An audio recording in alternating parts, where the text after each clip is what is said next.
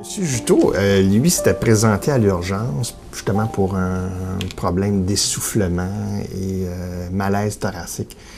Et puis, quand il est arrivé à l'urgence, il y avait ce qu'on appelle un édème pulmonaire. Donc, il y avait de l'eau sur son poumon.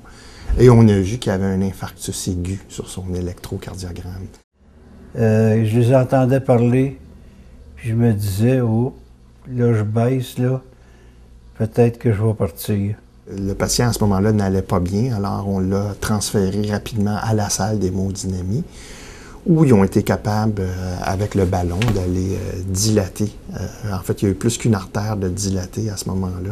Alors, une fois que cette intervention-là a été faite, il est allé aux soins intensifs. Puis là, il est arrivé un autre problème, qui était le problème électrique, qui des fois va être associé avec un infarctus. Et le système électrique du cœur s'est mis à moins bien fonctionner. Et le cœur s'est mis à trop ralentir. Et il a fallu, dans un deuxième temps, aller dans une autre salle d'intervention pour installer ce qu'on appelle un cardiostimulateur ou un pacemaker permanent. Puis c'est vrai, ça m'a aidé bien gros. Ah, c'était merveilleux. Tu veux vraiment faire poser les bons gestes au bon moment, prendre les bonnes décisions. Et c'est sûr, quand il y a un patient qui a un cas un peu plus complexe, c'est des gens qu'on a tendance à se rappeler plus longtemps.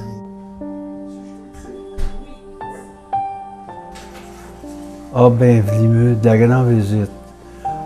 Comment ça va? Ça va bien, vous? Ça va très bien. Hey, vous me faites plaisir en venant ici un matin. C'est merveilleux. C'est grâce à vous autres. Si je suis rendu là, vous m'avez pogné l'autre bord, j'étais mort, vous m'avez ramené. Puis ça, là, chapeau devant vous et puis votre équipe. C'est passé, c'est en arrière. Aujourd'hui, on regarde en avant. Je vois l'avenir pas mal meilleur. Pas mal. Pour un infarctus aigu, à ce moment-là, le patient, auparavant, on devait le transférer sur l'île de Montréal, mais depuis 1 an et demi maintenant, on fait ça sur place. Alors, ça a eu un impact considérable sur la qualité des soins qui sont offerts au C3S de Laval par rapport à ce qu'on pouvait faire seulement il y a 1 an et demi. Les soins que j'ai eus là, du cardiologue à la femme de ménage, chapeau devant ce monde-là, ils m'ont bien aidé.